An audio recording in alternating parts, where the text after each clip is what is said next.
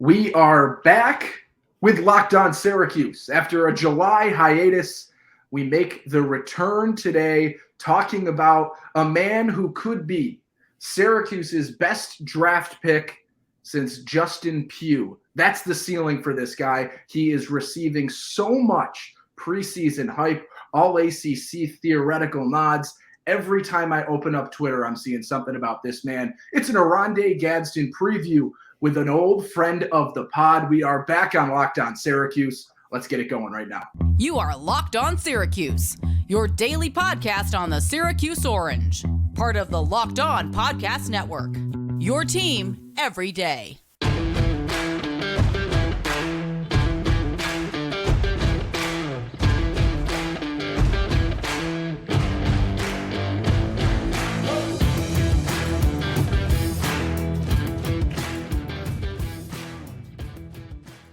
What's up? What's happening? Welcome into your Tuesday episode of Locked On Syracuse and your first episode of the month of August. I am back. I had to take a few weeks off. I got my tonsils snipped out of my throat or burned out, whatever it was. I don't even know what they did. I don't like procedures, so I went in blind, let them do what they needed to do, but now we can talk again. So we are back on Locked On Syracuse. Thank you for making Locked On Syracuse your first listen today and every day. Free and available wherever you get podcasts. Part of the Locked On Podcast Network. Today we are joined by PFF College Football's Max Chadwick. You might remember him from last season, Football Time, our chats with Chadwick. He makes his return. Max, thank you so much for joining us today. Oh, and I really appreciate you having me on, dude. I mean, it's always a pleasure talking with you. Obviously, we took a trip out to Austin earlier this past month, too. People might not know that we were, roommates for 3 years. So, yeah, I always love talking to you, and especially talking here on the Locked On Syracuse channel. I'm pumped. Max and I down in Austin for a week. We should have done a collab back then, but if we did it, we would have missed out on the important intel and the big reason behind our interview with Max today. Max and PFF had an exclusive interview with Syracuse's Orande Gadsden earlier this month, or last month at this point in time, talking about sort of just the history of Orande, the ceiling, the future, the pedigree. There are so many conversations to have with regards to Orande Gadsden. So we bring Max on. We have this chat today with a new abundance of insight that we can't wait to tap into here on our first episode in the month of August. So Max, we'll open up. I just said pedigree. So we'll lead with that. I mean, there's a reason that before you saw Orande Gadsden commits to Syracuse, you might have some familiarity with that name. Obviously dad with a decent NFL career, same name, that just being able to have that, consistent coaching and consistent experience is something that I feel like has paid dividends for Orande so far in his career. Oh, absolutely. You mentioned his dad. I mean, he played 6 years with the Miami Dolphins. He actually caught Dan Marino's final touchdown pass. Oronde Gadsden Sr. has that, recognition to be able to do that. But yeah, I mean, his son was really growing up around the game because of his dad. He said, as a kid, I would learn and even work out with Chad Johnson, Chad Ochocinco, if you will, Terrell Owens, like some of the best receivers in NFL history. And Orande Gadsden, as a little kid, was working out and learning from these guys. So, yeah, I mean, not only does he get to learn from his dad, who you mentioned before was a pretty good NFL receiver, I mean, he got to learn from some of his dad's colleagues who are some absolute legends of the game at the wide receiver position. It's like, I always think of as a mid 20-year-old individual. Those are two guys that you talked about. Those were the jerseys that people had on the playground. Yeah. Those were guys that you're imitating when you're playing pickup football outside at recess. Like, he's there. He's hanging out with them. He's getting coached by them. He's getting tips from them, getting experience surrounding them. Just like being in that environment for so long. And that's why I feel like you see it in baseball, you see it in football, you see it in so many sports, like just having that upbringing surrounded by such knowledge of the game, it has to wear off. Like, even if you're not interested, like some of it's got to stick. Oh, and yeah. You've seen it with him because it seems like, and there's a reason he's the youngest guy with Syracuse at ACC Media Day just last week. He seems like a guy that has this football IQ and a maturity even beyond his years right now. Oh, absolutely. I mean, you mentioned you look at other guys, and I'm trying to compare him to this guy, but Steph Curry grew up with his dad. Del Curry was a great NBA player, and Steph was constantly around the game. That really helped him out. Even like Patrick Mahomes, he grew up around in a locker room at least because his dad obviously was a great pitcher for the Mets. So he at least grew up around that. So yeah, you could tell that Orande Gadsden, grew up around some older elite players like his dad's colleagues. The other thing I wanted to bring up too was that he grew up also around some older elite players at his high school, man. I mean, he had, as a freshman in that high school at American Heritage High School in Florida, he lined up against Patrick Surtain and Tyson Campbell, who are two of the best corners in the NFL right now. Both of them were seniors at the time. So yeah, Orande told me, he's like, man, the best competition I've ever played against didn't come last year in the ACC. It came as a freshman in high school against those two in practice every single day. And yeah, I mean, going against a senior in high school when you're a freshman is already difficult. Going against two guys who are two of the best corners in the world right now, that's insane. And Orande was able to make some plays on them. He's like, yeah, I knew I could make it when I was able to make plays on those two in practice every single day. But yeah, man, I mean, he has really grown up around some really elite players. He's been molded by those elite players to the guy he is right now. Max and I are big Patrick Surtain fans. I'll throw that out there. Huge fans of his. We used to talk about him all the time, and we have watched him. And until, honestly, I read this article from PFF and Max that came out. You can read the article now. The full interview should be coming out before the season, Max says. There's no specific date yet, but we think before this season starts in about a month at this point, we'll get that full interview. But before I read that, I never made that linkage to know that he would have lined up against these guys and played against such talent. And I mean, I'm thinking I played baseball, and we would have winter practices. I'm from Central New York. It snows in Central New York. The first time you're on the baseball field is your first game. Your winter practices are inside. I remember like freshman year, I'm on the JV field or JV team practicing with varsity guys, and just that experience. And there were no true studs on those squads. No offense to my former teammates, but imagine, you got top 50 guys, top 100 recruits, top 10 recruits. What was Surtain? Dude, they were Surtain and Campbell. Literally, I looked it up after that. They were the number 1 and number 2 cornerbacks in the country coming out of high school. So not only were the two teammates were the top 2 at their position in the country. These, like, you're lining up against them and competing. And if that doesn't show, and we've seen it now, we've seen it in such a unique way, and we'll get to that in a second, the way he lines up and the way they utilize him. But to just see that he had success, 3 years younger than these guys, undersized, underskilled compared to these guys who are going to the top of the top in terms of college football. And he's out there holding his own. That is the type of player that we have now seen Orande Gadsden is, and you can now shine some light into what that truly means. I want to take a quick break. On the other side, we got a lot to talk about. There is a ton to hit on with Orande Gadsden. He's the guy who loves his quarterback. He's the guy who is got NFL talent. We know that without question. A guy picking up some preseason award predictions left and right. There's a ton more to hit on. But before that, a new sponsor. It's eBay Motors. For a championship team, it's all about making sure every player is a perfect fit. It's the same when it comes to your vehicle. Every part needs to fit just right. So the next time you need parts and accessories, head to eBay Motors. With eBay Guaranteed Fit, you can be sure every part you need fits right the first time around.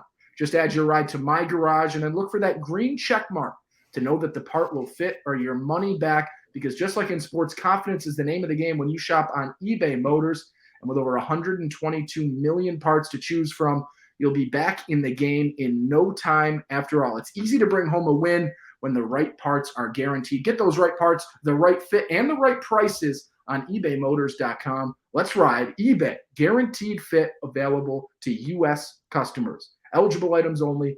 Exclusions may apply. Owen Valentine joined alongside my dear friend Max Chadwick of PFF College Football on your Tuesday episode of Locked On Syracuse, talking Orande Gadsden. And we teased it a little bit before the break, so let's hit on it.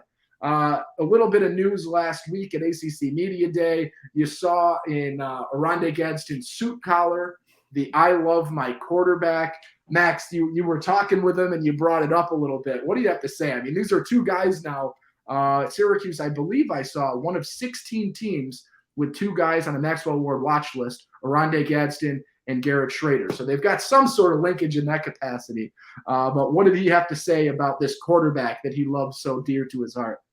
Yeah, it was funny that he had that on his collar because when I talked to him, he obviously was very close to it, and he made that clear. But he even said, he's like, we're very different guys, man. He's like, he even said, he's like, I think Garrett is more of a country type of dude, was his exact quote. Yeah. And he's like, I'm more of a city type of dude. So he's like, yeah, our backgrounds are very, very different. But he's like, you know what? We still find a way to make it work. And every day over the summer, after they finish the workouts with the team, they've worked out together individually too. So, even though Garrett's a country guy, even though Oronde is a city guy, maybe they don't hang out all the time after practice or after games because of their different backgrounds. They still do really get along really well. And you can tell on the field too. I mean, they have an elite connection. I was going to say, I look at Syracuse football right now, and there have been some positives. But everyone who listens to this show knows I see Syracuse football in a negative light. The one thing for Syracuse, and don't get me wrong, and I will get to this for our everydayers listening in the month of August as we get through preseason, I'd love to say Syracuse is going to go 4-8 or 3-9. But this is a team that is going to see success because of the experience and the connection between Garrett Schrader and Orande Gadsden. Mm-hmm. And I think literally those two guys, with a little bit of help, obviously, are going to be able to drive Syracuse to wins. And I'll get into that. But that's sort of what this relationship means in my eyes right now. Back to Orande more specifically. He's a guy that, as everyone who looks at him questions, and I'm sure you do, as PFF is making graphics and trying to figure out, is he one of the highest rated tight ends or one of the higher rated wide receivers? It's such a unique skill set and such a unique sort of position that Syracuse has crafted for him. And it started with Robert and I last year and has transitioned into Jason Beck this time around. But that difference in, is he a tight end? Is he a wide receiver? I like that versatility. But my question is, in terms of the NFL, and we talk about a little bit what his future might be after Syracuse, how does that sort of interesting position and different breakdown play out in terms of an NFL eyes? And I know you're not as keen on your NFL draft as you maybe once were, but just in terms of your more NFL knowledge than mine, how does that sort of, I guess, interesting, more unique position style match up at the next level? Yeah, it's an interesting question. And, I brought it up with him. I was like, man, what do you want to be classified as? Because a lot of people, you look at NFL draft rankings, they consider him a tight end. And I've even talked to two of the PFF's lead draft analysts, Connor Rogers and Trevor Sycamore. I said, hey, what do you guys think he is? And they both said, I think this guy's a wide receiver. I would be surprised if he ever becomes a tight end at the NFL level, because not only is he a little light for a tight end at 6'5", 216. Usually you see like tight ends be around 250 pounds. So he's a bigger wide receiver, but also he's just not a great blocker either. He doesn't really have, doesn't look like the desire to really be a great blocker, which is fine because of how great of a receiver he is. So I think ultimately he's a wide receiver at the next level, but I think he also could be a really good slot receiver at the next level. That's actually where he lined up the most last season. I think 68% of his snaps last year came in the slot. 21% of his snaps came out wide, and then 11% came in line as a tight end. So really, he was mostly a wide receiver last year in Syracuse's offense, which is why he's classified as a wide receiver for PFF. I know Syracuse has him as a tight end. I think it's only because his stats look so much better compared to other tight ends around college football. So it's always like, oh, look at Orande, like leading all tight ends in the country with all this. It's like, okay, he's really kind of a wide receiver for you guys, but we'll say that for sure. But yeah, I think he's more of a wide receiver. But I mean, yeah, I asked him, I was like, who do you watch at the NFL level? And he brought up Keenan Allen, Amari Cooper, Cooper Kupp, all wide receiver. And he goes, and also I look at Evan Ingram, Darren Waller, Travis Kelce. All those guys are tight ends. So he's a guy that loves to be a pass-catching weapon. He said, I don't care what you want to call me. I just got to do whatever the team needs out of me. He's even said, like, last year, I would gain or lose 5 pounds depending on what Syracuse wanted me to be. So if I had to play tight end that week, I'd gain 5 pounds. If I had to play wide receiver, I'd lose 5 pounds. So he's on a pretty insane diet. I don't think it'll happen at the NFL level. I think he will be a bigger slot receiver at the NFL level. But yeah, he really does not care at all what you want to classify him as long as it's the number one option for Syracuse. I did not know that. That's awesome. He's literally like a UFC fighter, a boxer trying to make weight for the week. That's absurd. But it just goes to show like he is so versatile in that eye. And I'm sure Syracuse, there's not really a name for what they use him as. He's like the utility guy in baseball, right? He just does what you need him to do that week. And he is a guy that fits that as well. We had a recruiting expert on back in June and talking about Jamie Tremble, who is supposed to be the heir to Oronde's tight end position. And I was like, it's sort of this weird, he's a wide receiver, but they're going to line him up at tight end. And he just goes, let's put a stop to that. Jamie Tremble is a wide receiver. He's listed as a tight end. That man is a wide receiver in every facet of the game. And it's sort of the same rap with Orande at this point in time, right? He lines up at tight end 1 out of 10 snaps, and it is never to block. So when you need blocking, Syracuse goes elsewhere. When you need a receiver, they go to Orande Gadsden. Yeah. I like what he does. I like that versatility. I think it's big for him. In terms of PFF size in your eyes, where do you sort of see Orande Gadsden ranking out heading into the season? Like, where does he fall? I know you guys are doing a top 50. I would be surprised to see him in the top 50, but sort of where might he land if you were to maybe extrapolate a little bit further? Oh, good question. I'm putting you on the spot here. That's borderline top 100, maybe. Okay. Maybe definitely top 150, borderline top 100, only because I didn't even have him as a top 10 receiver or tight end. Honestly, as a tight end, I classified him as a wide receiver. So as a receiver, he wasn't in there. As a tight end, he probably would have been in the top 10 tight ends for me. But I'd say he's probably a top 15 receiver in college football. I think he's probably the second best receiver in college football.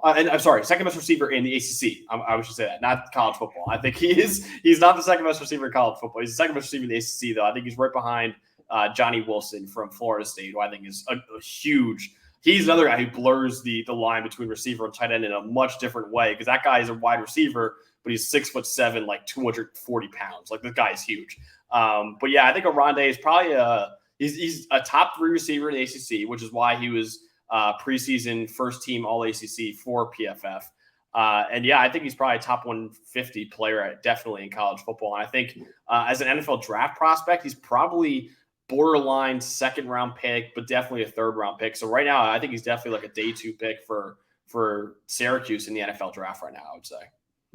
Love that. And I think there's a lot of questions with him just because of, the way he's listed, and he saw it for a year. Can he do it in year 2? Can he continue to show that growth, or not year 2, but his second year really of being the premier option in the first look in this offense?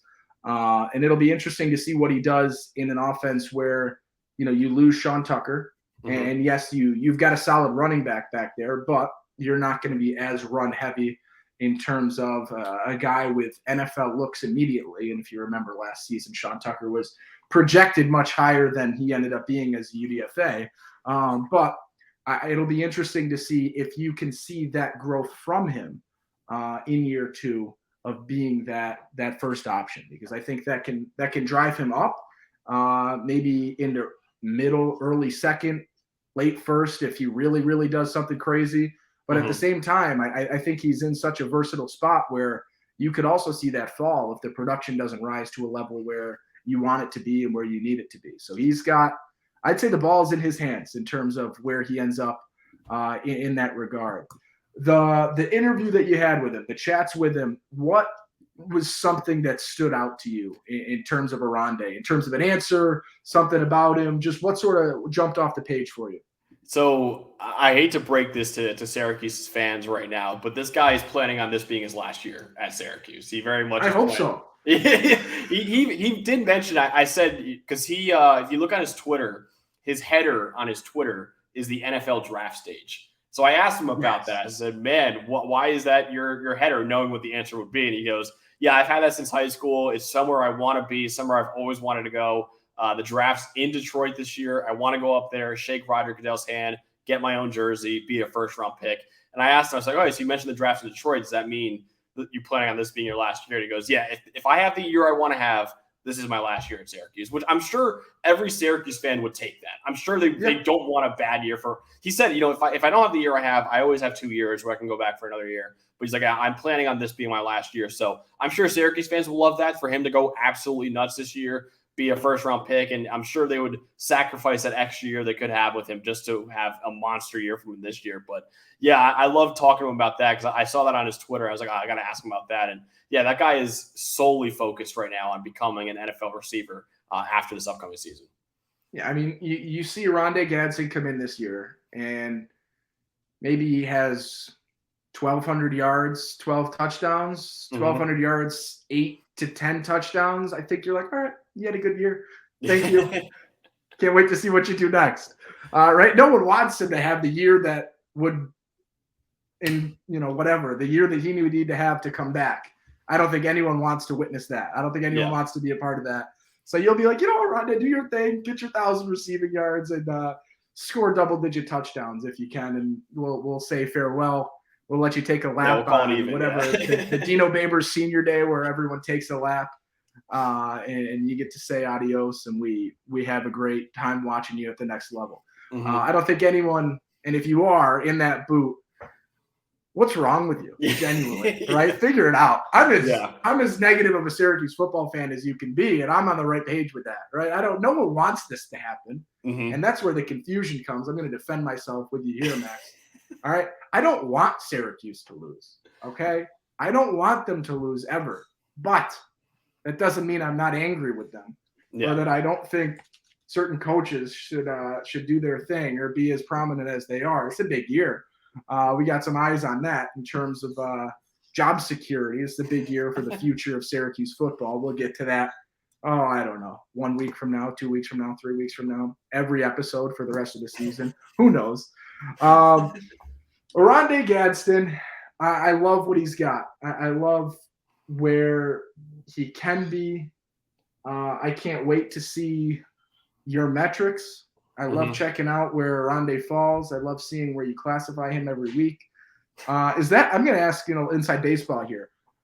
If he lines up a lot at the tight end spot, will you list him as a tight end for the week, or will you make a decision preseason that he's a wide receiver? No. It changes all the time. I've seen players. I think he actually was one of the players last year where you see them. It really depends where you line up the most. So if you start the season, say it's more easy to say it this way, offensive line, say you're the left tackle for Syracuse. You start week 1 at left tackle. We're not going to classify you as a left tackle if all of a sudden after week 1, the right guard gets hurt and Dino says, we like our backup left tackle. We do not like our backup right guard, but we think the left tackle can play right guard. So if the left tackle moves to right guard and plays there the rest of the year, he's an offensive guard in PFF's database. So it really matters where you line up the most. And like I mentioned before, Orande spent 89% of his snaps either in the slot or out wide. And he spent more snaps out wide as a wide receiver rather than in line, which is like hand in the dirt tight end kind of thing. So the fact that he lined up mostly at wide receiver, I know he was a tight end some weeks when he did have more snaps as tight end, but then over the course of the season, he got a lot more snaps at wide receiver. So that's why he's a wide receiver in our database, and why I think he's ultimately a wide receiver, period, because he's, like I mentioned before, he's 215 pounds. Like you see wide receivers that big. Like you don't see tight ends that are 215 pounds. So yeah, it'll change. If Syracuse actually does line him up a tight end and not just call him a tight end like they are on their website, then it will change. But yeah, he's a wide receiver as long as he lines up the most at wide receiver this season. All right, Max, thank you so much for joining us today. That's Max Chadwick of PFF College Football. Also, the host of a wonderful, wonderful podcast, Preferred Walk On, that you will be able to see Orande Gadsden on in the coming weeks. The full interview with Max, get that insight, and the full sort of insight dive, whatever you want to call it, into OG2. as we head into what should be and what we hope is an electric season for our guy Orande. Max, thank you so much for joining us today. I'm sure this is not the last time we will see you during the football season, maybe even the preseason, depending on what happens news-wise with Syracuse football. No, I hope not, Owen. I really appreciate you having me on, man. All right, that will do it for today. Thank you so much for making Locked On Syracuse your first listen today and every day. Free and available wherever you get podcasts, part of that Locked On Podcast Network. We will be back tomorrow. I don't know what we're going to talk about. So if you got something, feel free to let me know on Twitter at @LO_Syracuse. If you're watching on YouTube, you can leave a comment. Let me know what we should talk about tomorrow. I think we got to stay on the football train, barring something that is very, very interesting to me in terms of another sport. But feel free, try. We'll get a little football chatter. We'll do some mailbags later this week, maybe. We'll look for some more interviews. Who knows what's going to happen? I took a month off, and I'll tell you what, I'm not sure where this is going to go in the first month back. So until then, you have the greatest day ever. Be kind, make somebody smile today, and I will catch you tomorrow talking about something Syracuse football or not. Peace.